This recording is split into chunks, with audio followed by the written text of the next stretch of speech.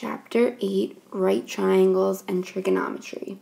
We're going to start off with Section 1 and 2. Section 1 is the Pythagorean theorem, and Section 2 is special right triangles.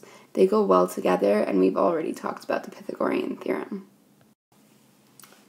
Starting off, to find out if a triangle is a right triangle, you plug in the measurements of the sides into the formula and see if it works. So we know the formula is a squared plus b squared equals c squared, where c is the hypotenuse and a and b are the legs. Keep in mind that there are special kinds of right triangles. So we can use the Pythagorean theorem to determine whether or not it is a right triangle. We can also use the Pythagorean theorem to find a missing angle, and we can also use it to determine whether or not a triangle is obtuse or acute. So if it doesn't work, if a squared plus b squared does not equal c squared, then we know it's not a right triangle, but we could tell whether it's acute or whether it's obtuse. So if c squared is greater than a squared plus b squared, then the triangle is obtuse. And if c squared is less than a squared plus b squared, then the triangle is acute. So if it doesn't work, that means it's not a right triangle, but you can still use these two inequalities to determine if it's obtuse or acute. Now the special kinds of right triangles that I mentioned before are the 45, 45, 90 right triangle. So we have a right angle, and the other two angles are congruent. They're each 45 degrees. Obviously, this means that it's isosceles because sides opposite congruent angles are congruent. Now we know that in this 45, 45, 90 triangle, we have our two sides that are going to be congruent, but to find the hypotenuse, you multiply the side S length by radical 2.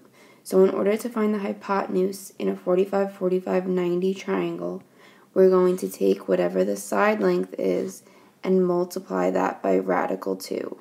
And usually leave it in simplest radical form unless the directions say otherwise. Now a 30, 60, 90 triangle we've spoke about in the past. Again, we have a right angle, and then the other two angles, one is 30 degrees and the other is 60 degrees. Now we said that this could be formed if you had an equilateral triangle. The perpendicular bisector would form two 30, 60, 90 right triangles. Now in this 30, 60, 90 right triangle, the length of the hypotenuse is twice the length of the shorter leg. So whatever the shorter leg is going to be across from the smaller angle. So the shorter leg is always going to be across from the 30 degrees, so that's our S. The hypotenuse is going to be twice S. And the length of the longer leg is radical 3 times the length of the shorter leg. And this is a formula that we can always use to find the measurements. All they need to tell you is what type of triangle is it, 45, 45, 90, or 30, 60, 90. They'll give you maybe one measure, they'll give you the angles, and you'd have to find the missing side that they were looking for. So let's try a few examples. In the first example, you can see that it must be a 30, 60, 90 right triangle because it's a right angle. One measure is 60 degrees, so this measure must be 30 degrees, which means that x is the smallest side there. Now, since it's a 30, 60, 90 right triangle, we know the rule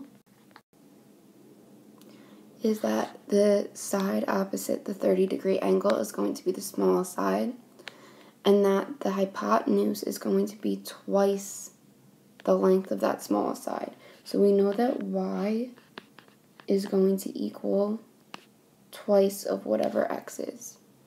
We also know that the longer side across from the 60-degree angle is 9 radical 3. Well, radical 3 is a part of this formula here. If we divide 9 radical 3 by radical 3, we're going to get that s equals 9. So x is going to equal 9 units. And if y is twice x, that means that y is going to be 18 units.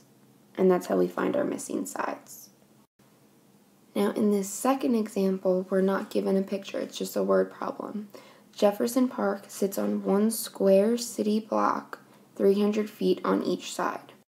So we have our square city block, and it's 300 feet on each side.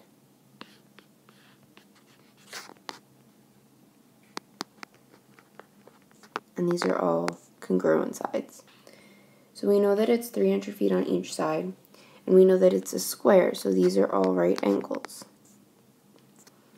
Sidewalks across the park join opposite corners. So a sidewalk across the park joins opposite corners. That's a diagonal.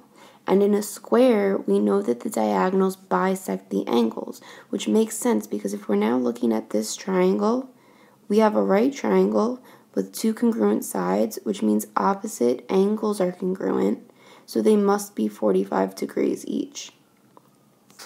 They want to know to the nearest foot how long is each diagonal sidewalk. So they basically want to know the length of the hypotenuse.